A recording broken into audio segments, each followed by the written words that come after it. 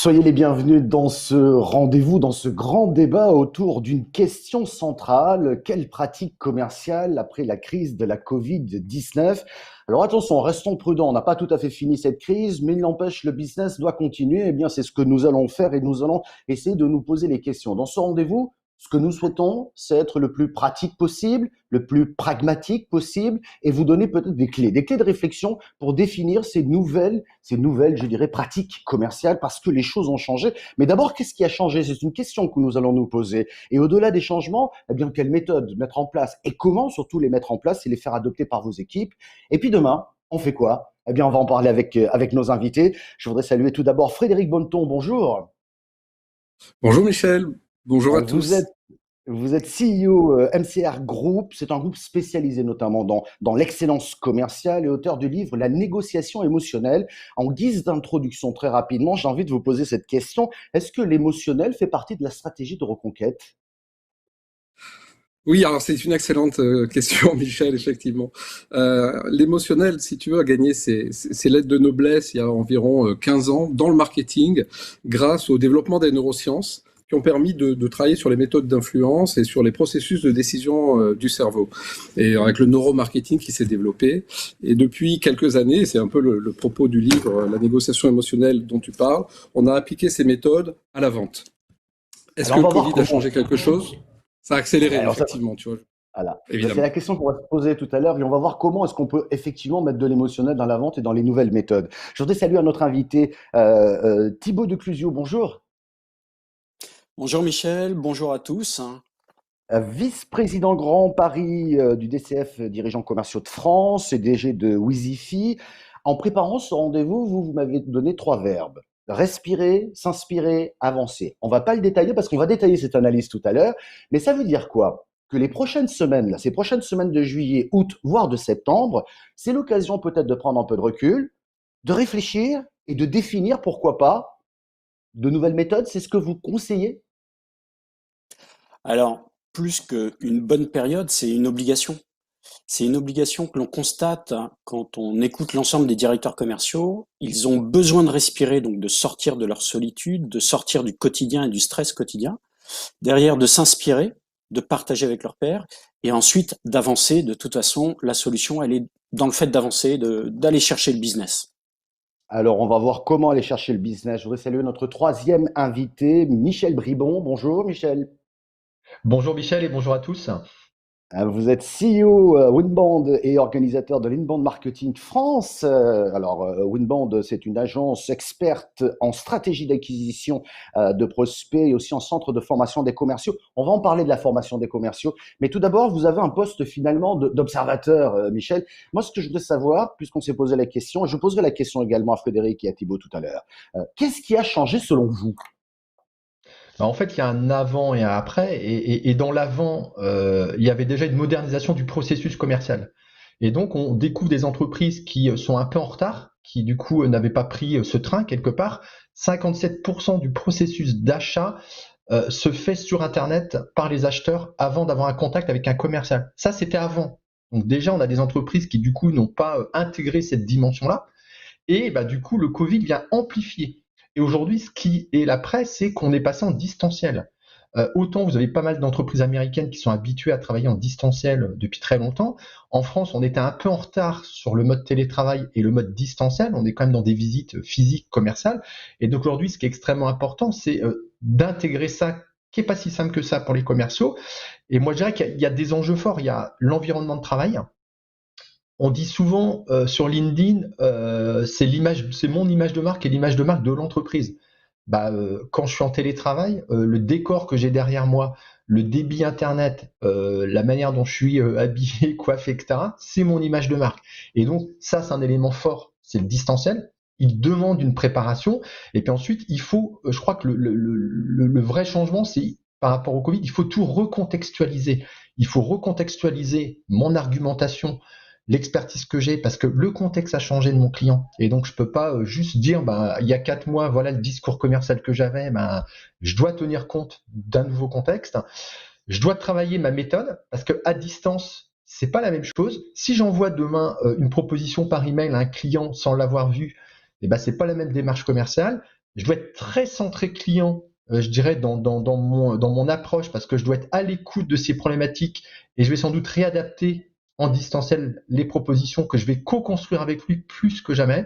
Et puis, je dois adapter ma stratégie par rapport à qui je cible. Est-ce que je vais cibler dans un premier temps ceux qui ont besoin de rebondir et pour lesquels, effectivement, je suis présent à leur côté pour les développer, ou est-ce que je vais aller, effectivement, segmenter plutôt mes prospects pour aller toucher ceux, quelque part, qui sont impactés et qui ont besoin d'un coup de main. Donc, tout ça, je crois que c'est recontextualiser l'ensemble de la démarche. Ouais, ah ouais. Vous êtes déjà rentré dans le vif du sujet, j'ai presque envie de dire, sur les attitudes et les comportements. Je comprends mieux votre décor tout blanc derrière vous, Michel Pebon, quand vous parliez effectivement d'environnement. On va faire ce tour de table encore pour essayer de planter le décor et de comprendre les enjeux. Thibaut, quel constat faites-vous? Vous avez organisé au sein des DCF Grand Paris pas moins de 28 ateliers, je crois, pour comprendre ce qui se passe. Qu'est-ce que vous en tirez finalement de ces travaux? Alors, effectivement, au sein des DCF, il y a une demande dès le début du confinement de se rencontrer. Une demande pour échanger. Pourquoi? Parce qu'on est passé par les 5 phases du confinement: survie, sécurité, appartenance, importance. Et on est dans la phase d'importance avant d'être dans l'auto-actualisation. Et les directeurs commerciaux, donc sachant qu'il y a autant de situations différentes que de directeurs commerciaux, donc attention, avaient besoin d'échanger pour savoir si leur décision était pertinente, en tout cas testée par d'autres, et prendre la meilleure décision dans un monde totalement VUCA, totalement incertain. Mais dans ce cadre de partage, je dirais, c'est quoi? Ce sont des partages de bonnes pratiques, des partages de réflexion? Parce que là, du coup, ce qui est intéressant, c'est qu'il n'y a même plus de concurrence. C'est-à-dire qu'on travaille, on parle de son métier et on essaie de l'exposer le mieux possible en disant, bah tiens, moi j'ai eu l'idée de faire ça, ou moi j'ai plutôt travaillé comme ça. Je trouve ça super intéressant. Mais est-ce qu'il y a des points communs finalement qui ressortent? Alors, complètement. Complètement, ce sont des directeurs commerciaux. Donc, je replante le contexte. L'association des DCF, le réseau des DCF, est né en 1929, en 1930, juste après la crise de 29, Mm. avec pour valeur l'entraide, le partage, la compétence. Et c'est ouvert à tous les DIRCO de tous les secteurs d'activité. On a tous les mêmes missions: satisfaire un client, satisfaire une capacité de l'entreprise, vendre, donc un rôle de chef d'orchestre. Et par contre, on a des méthodes pour le mettre en œuvre qui sont différentes. Donc c'est ce partage de méthodes qui est enrichissant. Et juste un exemple. Si je reprends pas à pas la crise, du 17 au 20 mars, si vous vous souvenez, le confinement, c'était le 17 mars. Du 17 au 20 mars, la question que les commerciaux ont été amenés à poser à leurs clients, c'est: où en êtes-vous? Nous sommes là si besoin est. Ça, c'est ce qui a été partagé entre les DIRCO pour dire comment on fait. Survie. Puis, le 3 avril, nouvel atelier. Enfin, on a eu 4 ateliers par semaine, à peu près. Donc, énorme. Le chômage partiel est validé. On passe en mode sécurité. Ouf. On peut commencer à réfléchir. Et là, la question, c'est aux clients, donc dans la prospection, c'est: comment vivez-vous la situation? Vous projetez. Voici ce que font les autres. Comment puis-je vous accompagner? Ça, c'était le nouveau pitch du commercial. Et puis, le 16 avril, on est passé dans la phase appartenance. Et là, donc le président de la République avait donné la date de sortie du 11 mai. Et là, la question, c'était: quel est votre quotidien et vos collaborateurs? Comment percevez-vous les semaines à venir? Êtes-vous sur la construction d'une nouvelle roadmap? Promis à très forte valeur ajoutée pour les sales. Et le retour de tout le monde, enfin, de ceux qui sont les plus attentifs, et puis ça permet aux autres d'y faire attention et de mettre ça dans la tête des commerciaux, c'est: les prospects sont beaucoup plus ouverts à parler des priorités, des enjeux et de leur impact. C'est-à-dire là où on a un grip quand on fait de la vente. Et donc c'était très riche. Et dernier élément, c'est le 24 avril, juste. Donc là, on est vraiment dans la phase, je dirais, la plus dure, quelque part, humainement. C'est: le stress monte en puissance et devient apparent. On a résisté au stress, là il monte. Et en fait, on a des objections de clients qui sont « Mais vous n'avez pas honte de prospecter en ce moment ?» Donc, imaginez les commerciaux quand ils se prennent ça. Et donc, on a travaillé tous ensemble à trouver la réponse. Et je crois que c'est Michael Aguilar qui a trouvé une réponse merveilleuse en disant « Mais vous savez, en prospectant, je vous aide à lancer vos projets, à être dans l'action. Et puis, j'aide l'économie. Donc, j'aide mon entreprise, votre entreprise, l'économie française. Et donc, quelque part, j'aide aussi les médecins, parce que c'est de la TVA, à pouvoir avoir du budget pour avoir du gel hydroalcoolique et des masques, etc. Donc, en vous prospectant, je fais du bien à tout le monde. Intéressant, ça aussi. Et donc On va voilà, le voir ce que tout je à l'heure. voulais, Oui, donc ce que je voulais on va le voir tout à transmettre, l'heure. juste, c'est que Oui, oui, on vas-y. sait, cet échange des DIRCO a évolué constamment, s'est adapté constamment, et c'est par ce côté réseau que l'ensemble des 130 membres ont pu évoluer. Ce qui est intéressant, et on va le voir tout à l'heure, parce que ça veut dire que dans l'attitude même, dans l'approche même, dans la manière d'adresser le client final, là, vous nous donnez déjà quelques pistes de réflexion un peu nouvelles sur ce qui a changé. On va donner des conseils pratiques tout à l'heure, et là, je m'adresse effectivement à tous ceux qui nous font l'amitié de nous suivre aujourd'hui. Effectivement, on va vous donner des conseils pratiques, mais je pense qu'il était important que l'on puisse analyser un petit peu le fond, de voir ce qui a changé. Peut-être certainement sur les exemples qu'on va vous dire, et Frédéric Bonneton va avoir la parole dans un instant, mais peut-être vous vous reconnaissez. Mais il était important que finalement, on a tous des points communs, on s'est tous reconnus quelque part dans quelque chose. Frédéric Bonneton, je voulais vous poser effectivement la même question. Qu'est-ce qui a changé selon vous? Écoute, c'est une excellente question parce que finalement, tout à l'heure, Michel disait, et j'ai apprécié le 57% du cycle de vente se fait sans rencontrer un commercial. Là, c'est une technique qui joue sur les biais cognitifs. Il n'a pas dit 60%, il a dit 57%. Ce qui nous fait passer un message de précision, tu vois, indiscutable en fait. Donc c'est une technique émotionnelle qui peut être utilisée donc en visio, on le voit. Merci Michel pour cet exemple. Et c'est vrai que le commercial, finalement, quand on reprend le cycle d'achat, c'est finalement je ne sais pas que j'ai un besoin, je découvre que j'ai un besoin, j'ai envie de répondre à ce besoin, je cherche une solution à ce besoin, j'identifie éventuellement des entreprises qui peuvent y répondre, je rédige un appel d'offres, voilà, on en est à 8 étapes, j'identifie des gens qui peuvent répondre, et je les appelle, et finalement, ils viennent me voir et ils vont pitcher. Donc en réalité, sur mes 10 étapes de chasse, le commercial n'apparaît qu'à la 8e ou à la 9e étape. Est-ce que ça a changé? Non. Est-ce que, bien sûr que ça n'a pas changé, et même ça va être de pire en pire. Et donc, ce que disait Michel, c'est peut-être la forme. Quand est-ce qu'il apparaît? Est-ce qu'il va apparaître en physique? Est-ce qu'il va apparaître en distanciel? Est-ce que tout va se faire en synchrone, en asynchrone? Ça, c'est des sujets qui sont extrêmement intéressants et qui vont vraiment impacter certainement les compétences que je vais demander au commercial. Mais ce qui est certain aujourd'hui, c'est qu'il y a une des compétences clés qui va être demandée, c'est que pour réussir la reconquête dont tu parlais tout à l'heure, il y a 2 axes. Il y a mes clients existants et il y a la prospection et il y a la chasse. Et ce que je viens de décrire, c'est une dynamique de chasse. D'accord? Mais le vrai sujet aujourd'hui, si je veux aller chercher du business, c'est qu'est-ce que je fais avec mes propres clients?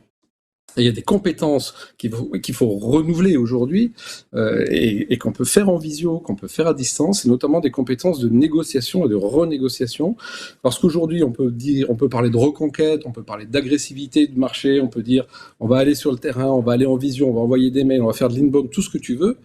Le vrai sujet, c'est que tous tes clients t'appellent en disant on va renégocier les prix, on va renégocier les volumes, on va renégocier les marges, et qu'on a des commerciaux qui sont en mode défensif aujourd'hui. Et donc, ils doivent développer des compétences de négociation, des compétences émotionnelles, eux-mêmes de résilience, et d'aller chercher cette émotion et cette peur chez leurs clients. Donc, on est là sur un sujet très ponctuel sur les 4-5 mois qui viennent, de recréer la confiance pour éviter de se faire laminer non seulement sur le chiffre d'affaires qu'on a perdu, mais en plus sur les marges avec des négociations de prix et de volume qui sont en train d'arriver. Tiens, vous avez évoqué le mot, Frédéric, d'émotion, négociation émotionnelle, on le disait au tout début. Tiens, je vais poser la question directement. Comment transmettre de l'émotion aujourd'hui dans cette période, on va pas dire de reconquête, mais disons dans cette période un peu complexe, et puis de l'émotionnel tout simplement dans la vente, sachant qu'on est quand même dans un monde très rationnel. Alors, oui, on est dans un monde rationnel. Il y a un chercheur qui s'appelle Jérôme Brunner qui dit que quand votre cerveau fonctionne en mode rationnel, il fonctionne pas en mode émotionnel. Et on sait aujourd'hui que la prise de décision est d'abord émotionnelle. Donc tout l'enjeu du commercial, c'est de mettre la personne en face dans son mode émotionnel. Il y a plein de manières de faire ça. Vous pouvez raconter une histoire, vous pouvez poser des questions émotionnelles. Tiens Michel, qu'est-ce qui vous empêche de dormir la nuit? Voilà. Là, on est sur des sujets émotionnels. Je n'ai pas besoin d'être en face à face, je peux le faire à distance. Là, je me suis fait... en fait, si on va même un peu plus loin, sur le rôle du vendeur. Tout à l'heure, on parlait d'un monde VUCA. En fait, le monde, aujourd'hui, a 3 caractéristiques qui viennent impacter le vendeur. On est dans un monde d'uniformisation des offres. D'accord? C'est-à-dire qu'aujourd'hui, n'importe quelle offre peut être imitée n'importe où par n'importe qui extrêmement vite. On est dans un monde d'abondance d'informations avec ce paradoxe qui est un monde de défiance. C'est-à-dire qu'il y a beaucoup d'informations, mais en même temps, tout le monde se méfie de tout. C'est extrêmement intéressant. Et le troisième, c'est qu'on est dans un monde de complexité incroyable. Si vous prenez ça, vous dites, qu'est-ce que ça veut dire pour le commercial dans ses compétences émotionnelles, dans ses compétences commerciales? Quand on dit on est dans un monde d'uniformisation des offres, ça veut dire que finalement, le rôle du commercial aujourd'hui, ça va être de défendre sa valeur. Parce que si toutes les offres sont identiques, évidemment, la seule différence, c'est le prix. Donc, dans de la vente complexe ou dans de la vente, j'allais dire B2B, le rôle du commercial, ça va être de défendre la valeur. Dans un monde d'abondance d'informations et de défiance, on est là au cœur des grands enjeux de la vente. Et c'est là où le distanciel va poser une question. C'est que finalement, je n'achète que si je fais confiance. Alors, Michel, on parlait d'émotion. Confiance, ça vient du latin cum fidem, avec foi. Et la foi, c'est croire en quelque chose sans preuve. Donc on n'est pas du tout dans le rationnel, on est purement dans l'émotionnel. Et je n'achète que si je fais confiance dans l'entreprise que tu représentes, dans le produit ou dans la solution que tu me vends, et dans le commercial que tu es. Et donc moi, mon rôle de commercial, c'est de créer cette confiance. Et enfin, on est dans un monde de complexité, c'est-à-dire que le commercial qui est en face de moi, il va falloir qu'il crée du sens. Il ne peut créer du sens que si c'est un bon storyteller, que s'il va me raconter une histoire pour donner du sens, que s'il est capable de montrer que non seulement il vend un produit, mais en plus, la société pour laquelle il travaille est une société, alors je ne vais pas dire qu'elle est une société à mission, mais en tout cas, qu'elle a une raison d'être, et ça, c'est très émotionnel. Je comprends mieux. La question qui peut revenir, là, c'est que vous dites en ce moment, pour transmettre de l'émotionnel, il faut du présentiel. Et vous évoquiez également la possibilité de faire du distanciel. Donc, moi, je me mets dans la place d'un directeur commercial. Je fais quoi? Je privilégie quoi? C'est quoi? C'est un savant équilibre entre les deux parties. Comment je m'y prends? On va rentrer là de plus en plus dans le concret. Hein. Mais qu'est-ce que je fais? Je privilégie le télétravail ou pas? Voilà, pour faire simple. Alors, si on parle de télétravail, il y a des études très intéressantes qui vous disent que le télétravail, ça marche bien 2 jours par semaine. Au-delà, on perd de la créativité, de l'efficacité, de l'esprit d'équipe, du corps. On vous dit aussi que ça marche très très bien dans des métiers très processuels et administratifs et peu dans des métiers créatifs et réactifs. Donc, c'est vrai que la notion de télétravail pour un commercial, elle peut se poser, mais là, on parle de la vente. Donc, moi, en tant que manager, qu'est-ce que je veux privilégier? Je pense que ça dépend de ce que veut privilégier votre client. Si votre client veut pas vous voir, évidemment, vous allez avoir du mal à aller le voir. Et donc, il faut commencer à maîtriser des outils comme la visio, etc. Tout à l'heure, Michel disait, je peux envoyer une proposition par Internet, mais quelle opportunité que les gens aient acquis cette culture de la visio.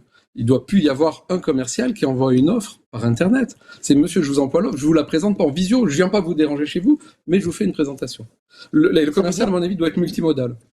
Voilà, ça veut dire que le commercial doit déjà peut-être contacter aujourd'hui, durant cette période, comme le disait Thibaut tout à l'heure, de s'inspirer, de réfléchir, à voir comment il peut travailler demain avec son client en utilisant les différents outils de telle façon que son client trouve de la valeur ajoutée et surtout de l'efficacité. J'imagine que c'est un premier travail peut-être à faire. Michel Brebion, vous me disiez en préparant ce rendez-vous que ce télétravail a été finalement le renforcement de l'individualisme. Alors, ce que je disais, c'est un petit peu ce que dit Frédéric, c'est qu'on ne peut pas se dire que ça n'a pas changé la manière de pratiquer. Et donc, ça renforçait forcément, le télétravail était imposé. Hein, c'est pas comme quand on dit, vous allez travailler 2 jours en télétravail et puis 3 jours physiquement. Il était imposé, donc c'était subi. C'était une cassure dans la dynamique des commerciaux en termes de rythme commercial. C'était une difficulté pour les managers à manager. Et donc, ce qui est extrêmement important, c'est d'avoir des actions pour remobiliser les équipes dans le discours, dans le pitch commercial, dans la réactualisation du contexte. Et c'est ce que disaient Frédéric et Thibaut en conclusion, c'est qu'à un moment donné, ça a un peu changé les règles. Il faut que les commerciaux s'adapte à cette situation. Et donc, ça veut dire qu'effectivement, je vais plutôt présenter en visio effectivement mes présentations. Je peux enregistrer aujourd'hui très clairement des démos. Et donc, je vais utiliser pas mal d'outils. On entend beaucoup, par exemple, dans l'acte de vente, des clients qui vont dire, écoutez, j'ai pas de moyens, je suis en télétravail aussi, j'ai pas de moyen de vous renvoyer le bon de commande, je vous le renverrai dans quelques jours, quelques semaines.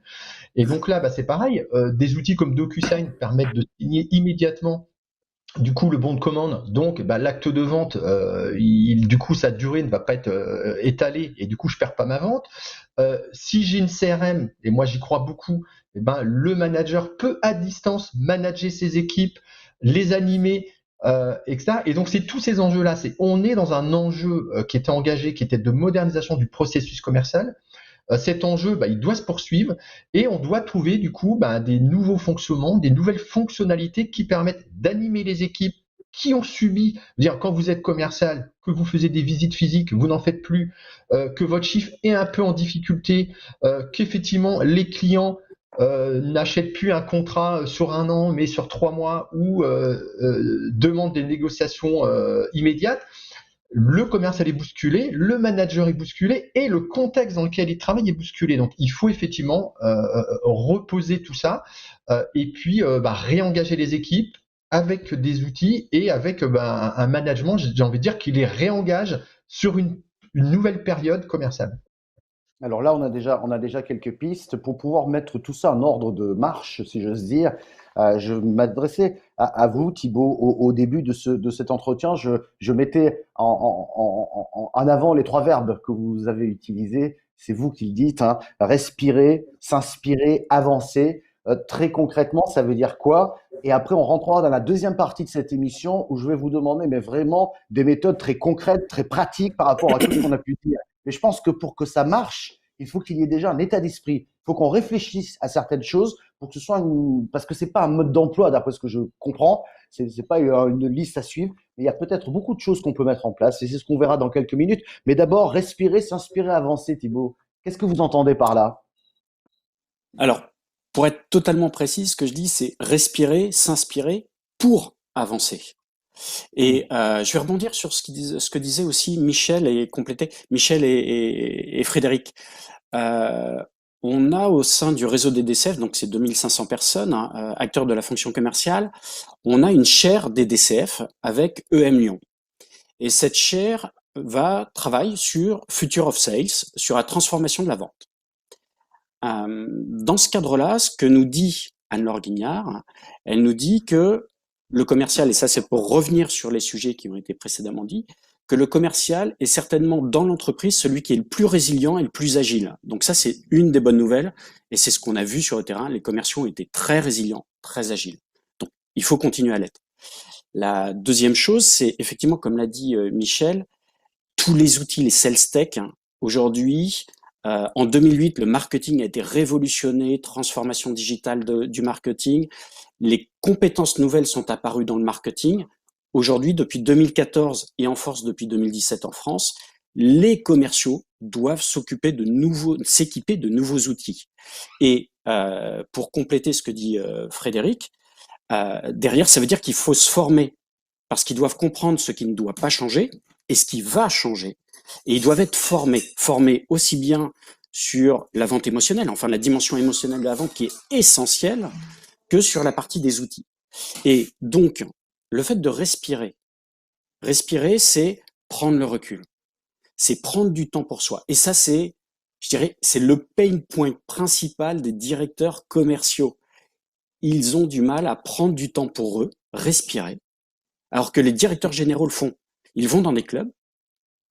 Mais Thibaut, ça se comprend. Vous dites respirer. Je suis commercial, j'ai un objectif. Je ne vais pas prendre le temps de respirer. Ce que je veux, c'est gagner, si j'ose dire. Qu'est-ce que vous leur dites? Mais gagner, ça se réussit par l'entraînement. Gagner, ça se réussit parce qu'on a du recul, parce qu'on est préparé, parce que on a respiré justement et que comme on a une respiration profonde, on est capable d'aller loin et de projeter son intention. Ce qui a été dit par Frédéric précédemment. Donc respirer, c'est essentiel, sinon c'est le burn-out. Ensuite, s'inspirer. S'inspirer, quand on reste tout seul dans son entreprise, quand on tourne dans son secteur d'activité, qu'on va pas rencontrer les autres, qu'on n'est pas challengé par d'autres idées, mais sur des gens qui ont les mêmes missions, qui ont les mêmes problématiques, qui ont les mêmes difficultés, eh bien, s'inspirer, c'est dur, c'est un peu la peau de chagrin. Au contraire, on reste tout seul, c'est peau de chagrin. Et après, respirer, inspirer, c'est ce qui permet d'avancer. Et aujourd'hui, si je reprends Philippe Gabillet, qui nous a fait une conférence merveilleuse sur la résilience, ce qu'il nous disait, c'est que tout ça, ça génère 2 mots. C'est la confiance et l'action. Et c'est ce qui va faire qu'on va sortir, c'est-à-dire qu'on va créer des opportunités inattendues. Et c'est exactement ce qui est en train de se passer dans ce monde. Je vois bien l'état d'esprit. Frédéric ou Michel, si vous voulez intervenir ou rebondir sur ce que vient de dire Thibaut, vous me faites signe, hein, bien entendu. Je rappelle qu'on est en direct et l'idée, c'est que l'on puisse échanger le plus possible. Je pense qu'on est arrivé à un moment de cette émission où, effectivement, on a vu qu'il y avait un certain état d'esprit, qu'il fallait prendre le recul et ne pas aller au burn-out, comme le disait Thibaut, ou peut-être de faire des mauvais choix, ou rester dans le doute qui peut devenir paralysant tellement on ne sait pas quel choix faire. Donc, c'est ce que je voulais que l'on voit, c'est-à-dire l'aspect humain, pour que tout puisse se mettre en place. Euh, Michel Brébon, en préparant ce rendez-vous, vous m'avez donné quelques clés concrètes. On met un plan d'action beaucoup plus court que ce qu'on pouvait avoir. On se fixe, vous me dites, 3-6 mois par exemple. On essaie d'adopter le mode agilité, sachant qu'on n'est pas sûr d'atteindre nos objectifs, mais tout le monde est dans la même, je dirais, dans le même bateau sur ce coup-là. Donc il n'y a pas de risque particulier. Mais est-ce qu'on peut peut-être apporter des éclairages nouveaux en termes d'organisation? Et puis, on va aller plus dans le concret ensuite, hein, et en termes d'utilisation des outils, etc., et de formation.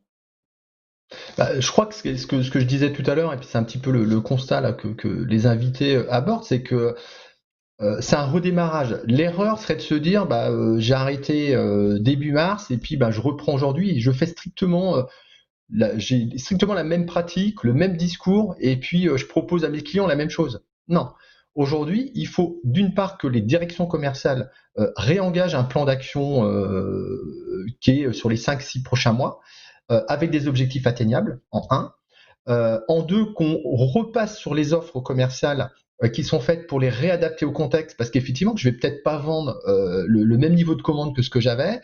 Mon client a des besoins qui ont évolué, et donc je dois quelque part rééduquer les commerciaux, être plus en écoute, plus dans l'intelligence émotionnelle, et puis à co-construire des propositions qui répondent à la problématique du client à court terme et moyen terme, et puis après on reprendra sans doute un schéma un peu plus classique commercialement. Donc c'est réengager, réadapter. Je pense que c'est vraiment ces mots-là et c'est verbatim qu'il faut donner aux commerciaux, et il faut que les commerciaux soient très très altruistes, beaucoup à l'écoute du client, pour passer cette étape-là et puis aussi réengager les clients parce qu'effectivement il y a plein d'activités qui se sont arrêtées, donc il y a vraiment une notion de réengagement de la confiance et de réengagement effectivement de la capacité de l'entreprise à répondre en termes d'expertise à la problématique du client.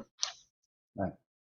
Réadapter, réorganiser, vous avez utilisé aussi le terme d'offre, ça veut dire quoi? Ça veut dire qu'il faut peut-être réfléchir à un nouveau content brand, je ne sais pas, hein, je vous dis ça, mais ou à une nouvelle stratégie que l'on n'avait pas utilisée jusqu'à présent, peut-être à une nouvelle offre ou réadapter l'offre à la demande. C'est une question que je vous pose à tous les trois d'ailleurs. C'est pas évident, j'aimerais vous avoir en plateau, ça serait plus simple, mais qu'est-ce que vous en pensez, Thibaut, quand on parle de l'offre, par exemple? C'est déjà voir que la manière de s'adresser à son client n'est plus la même, donc on va réadapter le contenu, on va réadapter, je dirais, l'offre. Qu'est-ce que vous en pensez? Je poserai la même question à Frédéric tout à l'heure. Alors, concernant l'offre, oui, et ça a déjà été fait quasiment dès le début du confinement.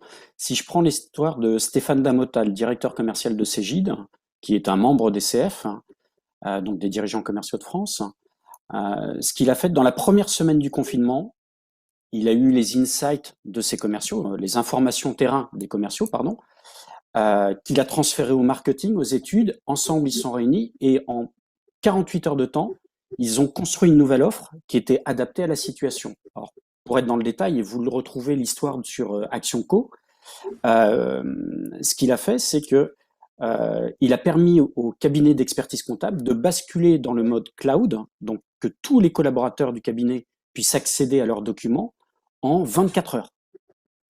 Donc, il a changé son offre parce qu'il était à l'écoute des problématiques de ses clients. Et ce qui a été constaté tout au long de cette période, c'est que les DIRCO les plus agiles et qui ont le plus échangé ont mis de l'agilité dans leur entreprise. Là où il y avait des freins dans la transformation digitale, des freins humains et pouvoir, ces freins ont été complètement effacés. Et une autre histoire, une entreprise dans le monde de la peinture, le directeur commercial disant la vente de la peinture en e-commerce, ça faisait des années que c'était dans le pipe. Et avec la Covid, ils ont mis leur site e-commerce en ligne, qui était prévu, en un temps record, et ils ont multiplié par 100 leurs ventes.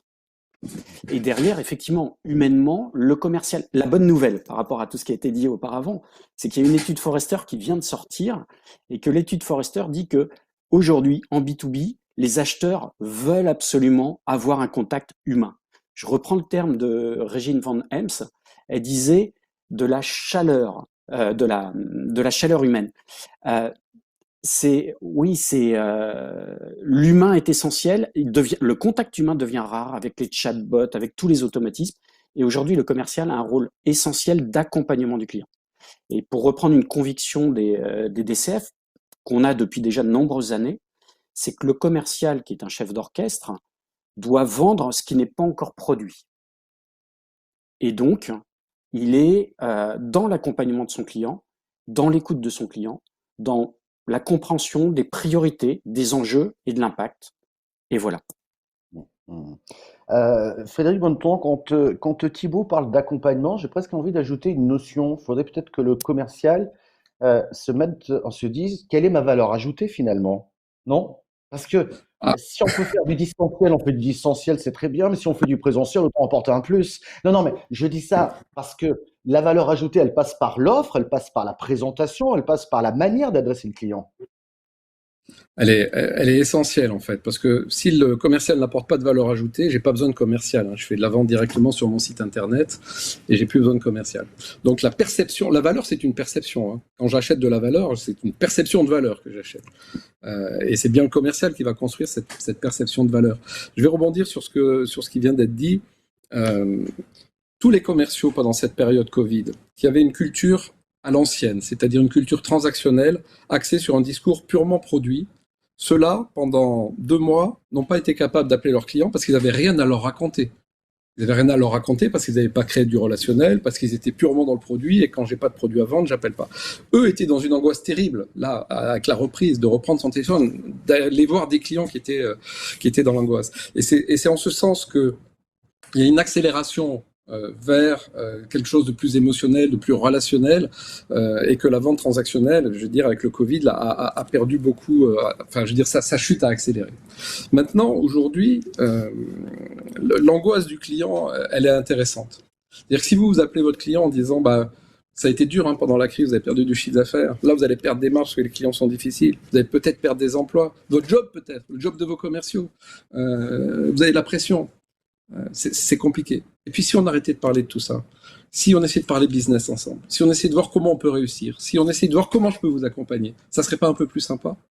Donc qu'est-ce que je suis en train de dire là? Je suis en train de dire que quand vous travaillez avec des commerciaux, vous travaillez sur la dramatisation du problème du client. Parce que la solution que je vous vends n'a de valeur que si vous avez un problème dramatique. Il n'y a pas de problème, ma solution n'a pas de valeur. Donc pour reprendre cette histoire de valeur. Là aujourd'hui, vous êtes dans un contexte émotionnel où le client, c'est déjà dramatique. Donc c'est extraordinaire pour un commercial qui sait jouer sur l'émotionnel. Parce qu'il va arrêter de jouer sur le drame, qui est déjà là, et il va amener son client vers des solutions ensemble. Donc c'est une période extrêmement faste en fait pour la négociation émotionnelle, pour la vente émotionnelle.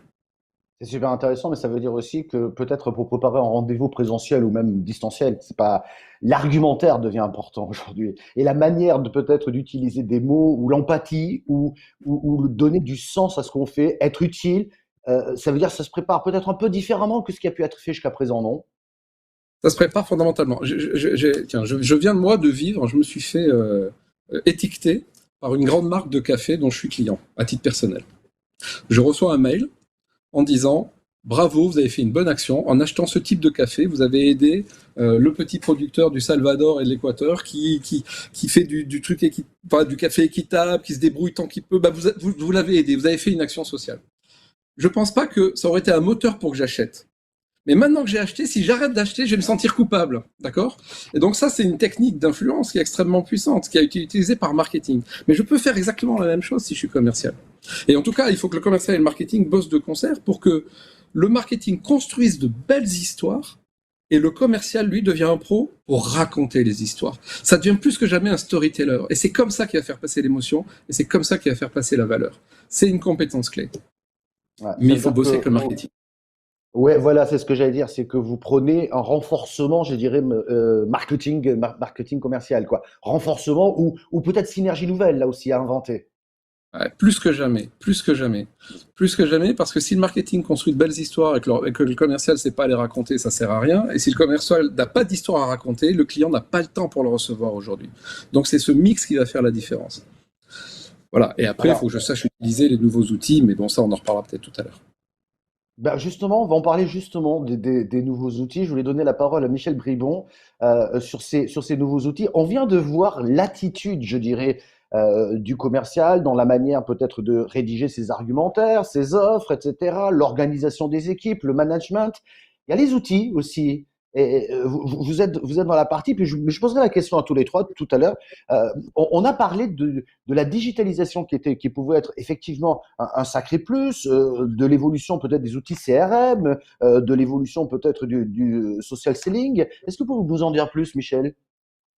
Alors déjà, pour rebondir sur ce qu'a dit Frédéric, c'est 82% des entreprises qui ont mis en place un contrat entre le marketing et le commerce sur les missions de chacun et comment mieux travailler ensemble ont eu des stratégies plus efficaces. C'est-à-dire qu'aujourd'hui, le commercial, il devient un peu une bonne marketeur, c'est-à-dire qu'en fait, il doit être en lien avec les contenus qui sont diffusés sur le site internet de son entreprise et sur les actions marketing, et le marketing doit être en lien avec le commerce, parce que les commerciaux sont les premiers à pouvoir remonter des problématiques clients qui sont des sujets d'acquisition après sur des contenus et des offres commerciales. Donc ça, c'est un enjeu majeur. C'est effectivement comment les deux services travaillent ensemble pour avoir quelque chose d'harmonieux, mais ça doit être aussi validé par la direction générale. Parce que la direction générale doit dire, bah, maintenant, vous travaillez ensemble et il y a véritablement des synergies et ça fonctionne. Et ça, c'est un enjeu majeur d'organisation, de méthode. Et après, dans les outils, bien évidemment, aujourd'hui, il faut bien comprendre que vous avez énormément d'entreprises qui n'ont pas d'outils de CRM. Donc, les commerciaux ont le savoir un peu chez eux, ils ont des notes, ils ont un tableau Excel, etc. Ça, c'est plus possible. Alors, c'était déjà, à mon avis, difficilement pilotable avant, et ça l'est encore moins aujourd'hui. Si vous avez des outils de gestion client simples, bon, nous on utilise HubSpot CRM aujourd'hui pour l'ensemble de nos clients, vous avez non seulement des pipelines de vente avec des opportunités à travailler, des opportunités à relancer, donc une vision complète de votre organisation qui est visible par votre manager. Donc du coup, il y a une organisation dans l'entreprise du suivi des ventes et du suivi des actions à mener. Vous avez l'historisation de tous les échanges clients. Quelqu'un est absent, je peux accéder aux échanges commerciaux, aux propositions commerciales, et on peut y intégrer de la vidéo. Frédéric disait, bien évidemment, aujourd'hui, je peux intégrer une petite vidéo de démo. Je peux envoyer un template de mail, je peux traquer du coup éventuellement des actions menées par le client. Donc c'est la modélisation du processus commercial qui est indispensable. C'est indispensable aujourd'hui d'utiliser ces outils parce que c'est le prolongement naturel de la vente et ça permet de mieux piloter, de mieux suivre et de donner des outils dans les mains des sales pour les rendre plus efficaces et d'autant plus quand on est en distanciel. Ouais. Après, je vous dirais peut-être que certaines directions commerciales vont dire on va peut-être pas investir tout de suite, on va essayer de faire rentrer du cash d'abord. Il faudrait juste leur faire comprendre que c'est un investissement pour après. Ça vous fait sourire. Je vais vous donner la parole. Thibaut d'abord, puis je vois Frédéric également qui sourit. Thibaut, qu'est-ce que vous en pensez? Alors, j'ai une histoire là-dessus. C'est en plein confinement, directeur commercial d'une très grosse société de téléphonie qui dit euh, voilà, je suis incapable de fixer des objectifs à mes équipes. Ce qui a été le cas de tout le monde. On était dans une boule de cristal. Et par contre, j'ai un CRM. Et ce CRM me dit tous les jours combien d'appels ont été faits, combien de rendez-vous ont abouti et combien de ventes ont été faits. Ce que je peux dire à mes commerciaux, avant le confinement, on était à tel niveau de taux de transformation sur chaque étape. Et jour après jour, parce que j'ai plus aucune visibilité, voilà les informations que vous avez, messieurs, mesdames, les commerciaux. Vous avez ce qui se passe sur le terrain. Inspirez-vous de ça et bougez tout seul.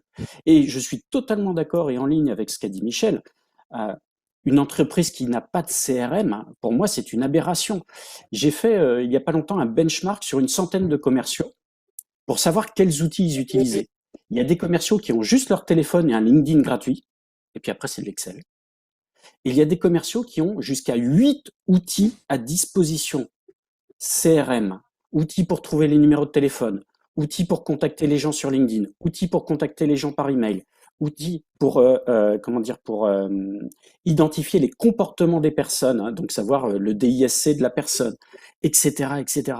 Donc il y a des commerciaux qui ont pour reprendre une expression de Jean-Philippe Cunette, qui ont des super pouvoirs. Hein, et puis il y a des commerciaux qui sont encore, pardon, mais je vais pas prendre l'expression triviale que tout le monde connaît, mais oui, si, qui sont avec leur bite et leur couteau. Pardon, c'est l'expression qu'on exprime tous commerciaux et qui sont avec ça. Et c'est dramatique, hein, c'est dramatique. Et la période n'a pas dû être simple pour ces personnes qui travaillaient avec les outils que vous venez d'évoquer, j'imagine. Donc c'est quand même important Pour reprendre ce que vous disiez, le DIRCO qui dit aujourd'hui j'ai pas les budgets, il est dans une erreur totale. Ouais. Il a les budgets pour former ses commerciaux, c'est maintenant. Il a les budgets pour mettre du CRM, c'est-à-dire savoir ce qui se passe chez ses clients, essentiel, vital, et ce qui se passe chez les prospects. S'il y a deux budgets à faire, c'est la formation et l'outillage s'il n'a pas de CRM.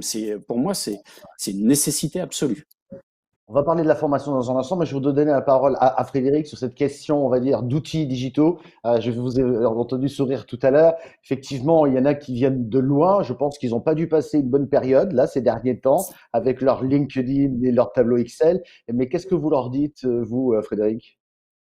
Nous, notre discours, il est assez simple. Hein. Quand on parle d'efficacité commerciale, on dit quand tu recrutes un commercial, tu as son salaire, éventuellement sa voiture de fonction, plus son budget digital. Et le budget digital, il va être entre 100 et 400 euros par mois en fonction des entreprises. Et si c'est pas ça, mon commercial, il peut pas être performant. D'accord ? Et c'est ça le sujet.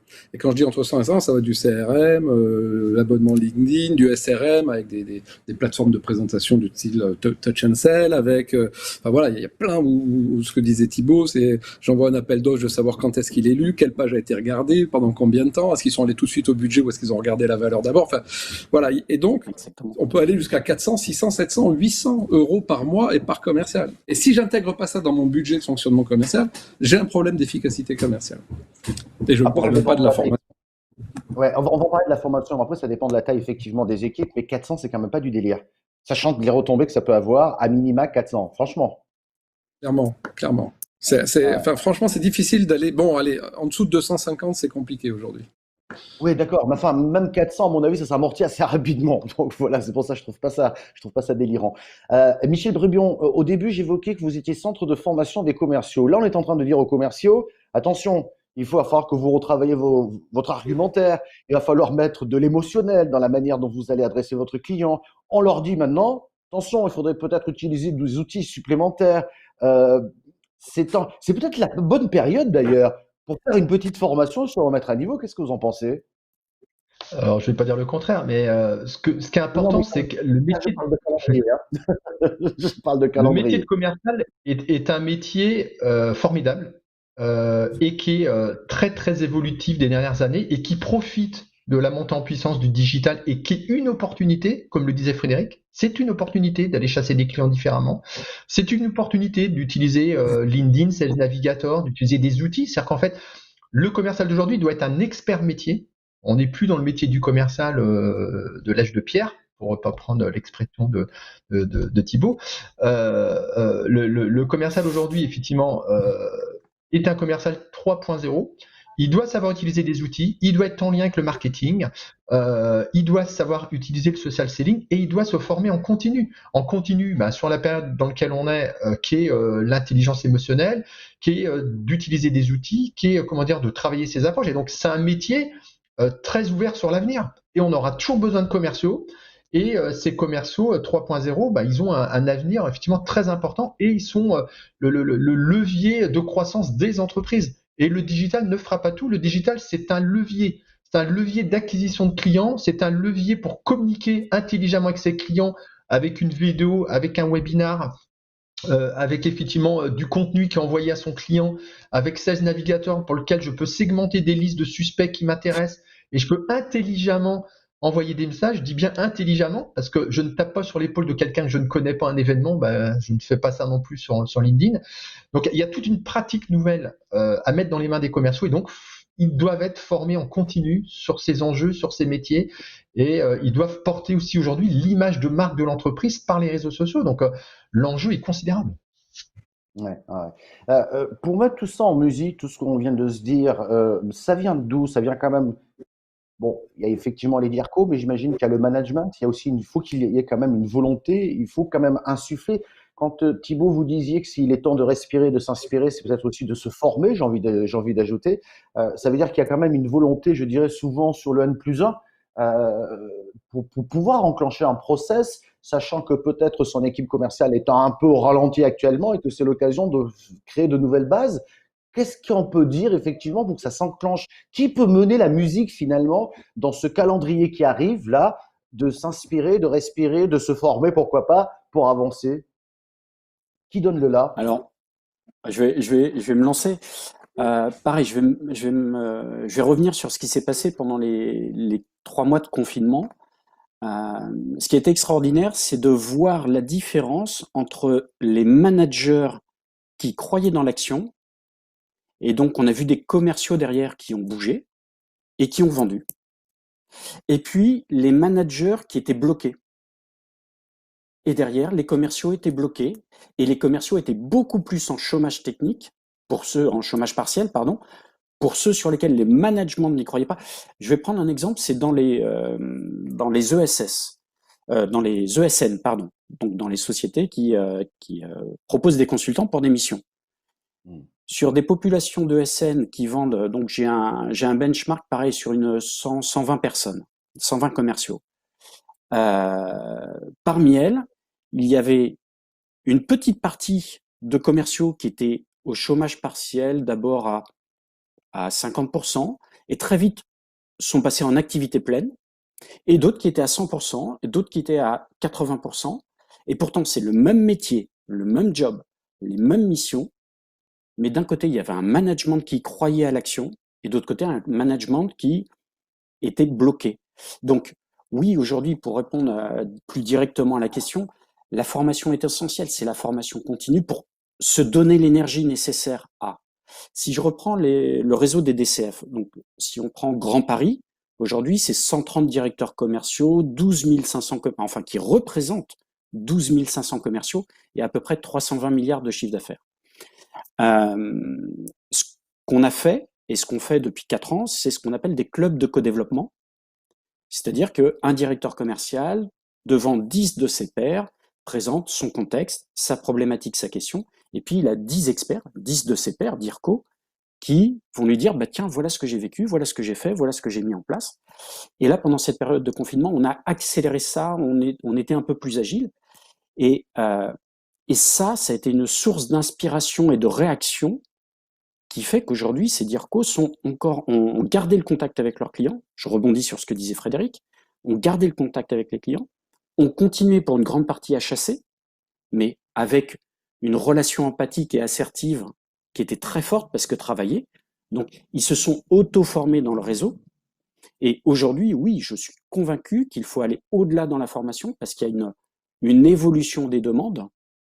Et je reprends cette étude de Forrester qui dit qu'aujourd'hui, je crois que c'est 93% des acheteurs B2B souhaitent avoir une relation avec des commerciaux, en fin de cycle, bien sûr. Il faut absolument se former pour pouvoir répondre aux émotions actuelles de chacun. Gérer ses propres émotions et avoir le comportement adéquat par rapport aux émotions des autres pour permettre de remplir son objectif qui est de lancer des projets, de vendre.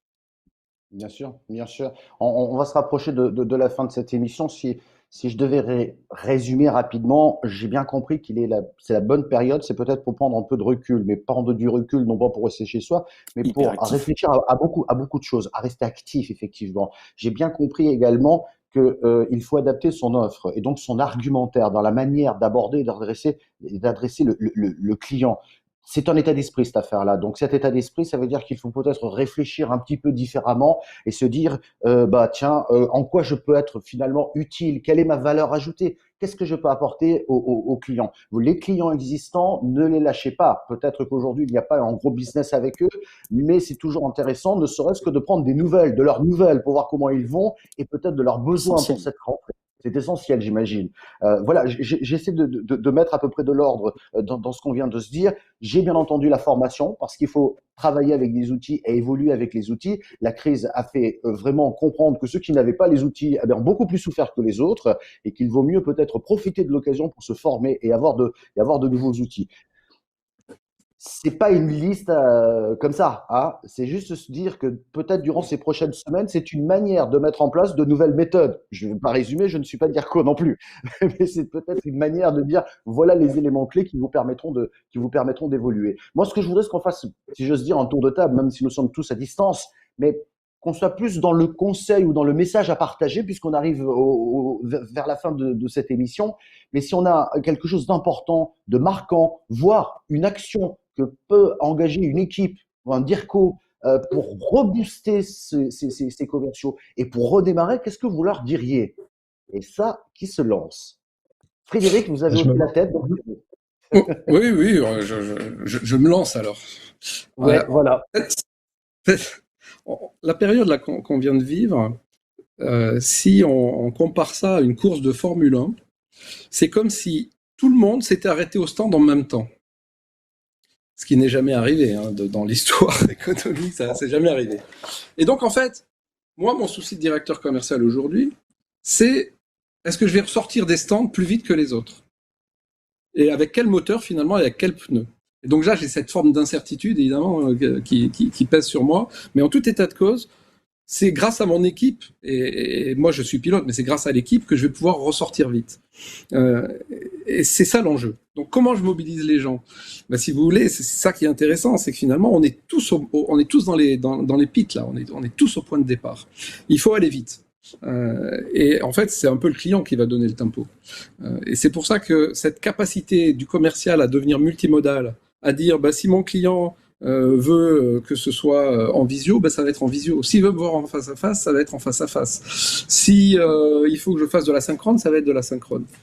Et finalement, cette compétence à maîtriser l'ensemble des outils va me permettre d'accélérer et de sortir plus vite. Pourquoi? Parce que mes concurrents sont exactement dans la même situation. Donc c'est bien mon acquisition de compétences le plus vite possible et la mise en œuvre la plus rapide, d'où l'idée de formation, qui va me permettre de performer. Et je crois que ça, voilà, commercial multimodal, c'est vraiment l'enjeu. Et il y a plein d'avantages à travailler sur du multimodal, mais qui ne sont pas les mêmes que quand je suis en face à face. Et pour comprendre ça, je crois qu'il faut remonter d'un cran. Hein. C'est comme si, je prends l'exemple du pêcheur. Vous pouvez toujours apprendre comment il faut tirer sur la ligne quand le poisson a mordu. Le vrai sujet, c'est qu'est-ce qui fait que le poisson va mordre. Qu'est-ce qui va l'attirer? Où est-ce qu'il passe? Est-ce que c'est la nuit? Est-ce que c'est le matin, etc. C'est donc, moi, commercial, la compréhension des mécanismes émotionnels de prise de décision et d'influence qui fait que je vais pouvoir adapter mes méthodes de vente aux médias que j'utilise. La visio, le mail, la capsule vidéo, le face-à-face, l'oral, et voire même, mais on l'a vécu même avant le Covid, où vous vous retrouvez dans un oral en physique, mais vous n'avez que 4 personnes dans la salle, vous en avez 3 en visio et 4 au téléphone. Ben, si vous ne savez pas gérer ça, vous avez un petit problème technique, en fait, de compétences commerciales. C'est très multimodal. Je vois que ce métier évolue quand même considérablement et j'ai presque envie de dire qu'il a évolué à vitesse grand V durant ces dernières semaines. Et ce qui est intéressant, c'est que, comme vous le disiez, Frédéric, on a l'impression qu'il évolue par rapport au client qui lui-même a évolué et a de nouvelles exigences. Donc, ça complique un petit peu la donne, effectivement, d'où l'importance de prendre ce recul nécessaire et essayer de comprendre un peu ce monde qui bouge. J'espère que nous y avons contribué à notre manière. Thibaut, si vous aviez un conseil à transmettre, un message ou peut-être une action qui pourrait être prioritaire? Alors, je vais même en donner deux, si vous permettez, Michel. Allons-y. La première, c'est suivre les initiatives du réseau des DCF, et il y en a une à suivre plus spécialement. C'est la réunion du réseau des DCF avec le médiateur des entreprises et le Conseil national des acheteurs. Nous sommes en train de rédiger une charte, hein, c'est Charles Battista du côté des DCF qui s'en occupe, hein, avec Audrey Matera de Smartbox et Stéphane Damota de Cégide, hein, en tant que direction commerciale. Et on est en train de rédiger une charte qui va permettre de donner les bonnes pratiques entre directeurs commerciaux et acheteurs actuellement. Donc, je vous invite vraiment à suivre cette initiative qui devrait sortir fin d'été. Et puis la deuxième chose, je reviens sur ces trois verbes qui sont respirer, s'inspirer pour avancer. Frédéric a parlé des équipes commerciales. Moi, j'ai envie de parler aux directeurs commerciaux en leur disant que venez dans un réseau, venez échanger avec vos pairs parce que vous en avez besoin, parce que vous venez de vivre une période sous tension, dure, et qu'aujourd'hui, l'énergie des autres va faire votre énergie que vous pourrez transmettre à vos équipes, avec des idées en plus et beaucoup d'agilité, comme ça a été dit précédemment. Voilà mon deuxième message. 2 idées. Pardon, Michel. Ce que vous disiez là, Thibaut, c'est effectivement, on parle de DIRCO, mais on peut parler aussi de beaucoup de dirigeants d'entreprises qui aujourd'hui sont aussi en panique et cherchent, je dirais, l'échange de bonnes pratiques ou l'échange d'idées ou de réflexions. C'est de plus en plus fréquent. Je le constate régulièrement et c'est vrai qu'on a besoin d'échanger, même si on est à distance et qu'on fait de la visio, mais si on doit nous parler, si on doit nous dire, bah, tiens, moi j'ai vu ça, moi j'ai vu ça, ah, moi je pense que ça va évoluer comme ça, c'est toujours intéressant et c'est toujours inspirant, si j'ose dire. Michel Brévion, si vous aviez un message, un conseil, qu'est-ce que vous diriez? Alors, je vais en mettre un de plus que Thibaut, je vais en mettre trois. C'est en un, s'aligner.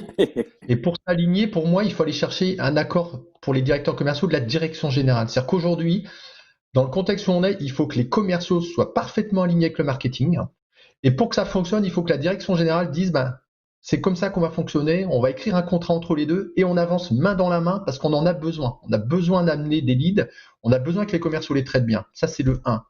Le 2, c'est effectivement remobiliser les équipes. Il y a eu, comme le disait très justement Frédéric, tout le monde s'est arrêté. Et donc, les équipes, elles ont besoin d'être remobilisées sur des objectifs atteignables, d'être remobilisées dans une dynamique commerciale. Le rythme a été cassé. Qu'on fasse en visio, etc., le rythme est cassé. Et il faut les former parce que ça accélérait. En fait, ça accélérait encore plus la difficulté des entreprises qui n'étaient pas digitalisées, modernisées. Et les nouvelles, on a repris presque il faudrait faire en 2 mois ce qu'on aurait mis 1 an à faire. Et en 3, ce qui est extrêmement, à mon avis, important, il faut s'équiper. Aujourd'hui, un commercial doit être équipé. Il est équipé d'un portable pour appeler, il doit être équipé d'une CRM, il doit être équipé sans doute de 16 navigateurs s'il sait bien l'utiliser. Donc en fait, on doit équiper les équipes. On doit très clairement les réengager, les motiver, les remettre dans une dynamique qui a été cassée malgré tout. Et on doit avoir une dimension direction générale, direction commerciale forte avec la direction marketing qui dit on y va, on se rapproche, les leads qui sont générés sont traités, les salons ont un peu disparu, donc il y a aussi des pans entiers du multicanal, de ce qui amenait du coup des opportunités, qui est aussi remis un peu en difficulté. Donc on a besoin de se remettre dans une vraie dynamique et pour moi il faut refaire un plan d'action à l'instant T. On peut pas dire j'ai fait mon plan d'action en début d'année et je le suis et puis on reprend là où on en était. On refait son plan d'action, on se remet dans une dynamique et là tout le monde converge vers un objectif commun de fin d'année qui sera pas forcément le même que celui qui avait été décidé quelques mois avant. Il faut un objectif atteignable, il faut se remettre dans cette dynamique. J'aime beaucoup cette idée d'objectif atteignable pour tous ceux qui nous regardent, qui se disent, mais moi, ça n'a pas bougé les lignes. De toute façon, on est tous dans le même bateau. On n'est pas sûr d'atteindre les objectifs qui étaient fixés d'avant la crise. Mais quand c'est atteignable, c'est aussi un élément qui permet de renforcer la confiance et donc de pouvoir commencer à se remettre en marche, je dirais, sur des paliers qui restent, somme toute, accessibles dans le contexte actuel. Mais je trouve que c'est beaucoup plus logique de travailler comme ça parce que ça permet de rebooster tout le monde. Merci beaucoup. On a tenu 1 heure. Je crois qu'on a dit beaucoup de choses. Je pense qu'on aurait pu continuer encore à dire beaucoup de choses. Et les personnes qui nous ont fait l'amitié de nous suivre, bien entendu, vous aurez l'occasion de retrouver cette émission de manière un peu saucissonnée. Mais l'idée, c'est qu'on était là pour vous apporter peut-être des réflexions nouvelles. C'est une boîte à idées. Vous avez bien compris, et j'aime beaucoup ce moment. Prenez ces prochaines semaines pour respirer, inspirer, pour pouvoir avancer ensuite. Et prenez en compte tout ce qu'on vient de se dire, notamment dans la préparation de vos argumentaires, dans la dans l'approche de vos clients, ne serait-ce que leur passer un petit coup de fil pour leur demander comment ils vont et peut-être les besoins qu'ils vont avoir pour la rentrée. C'est toujours intéressant de garder ce lien. Pensez aussi à la formation, pensez à vos outils. Il n'y a pas de raison, ça va repartir. Eh bien, je vous remercie beaucoup, Frédéric Bonneton, d'avoir participé à cette émission. Merci Merci à beaucoup, vous. Thibaut. Merci également, Merci Michel Michel. Bridon. Pardon, je suis en train d'essayer de garder le timing. Merci beaucoup à vous tous de nous avoir suivis et j'espère à très bientôt. Merci.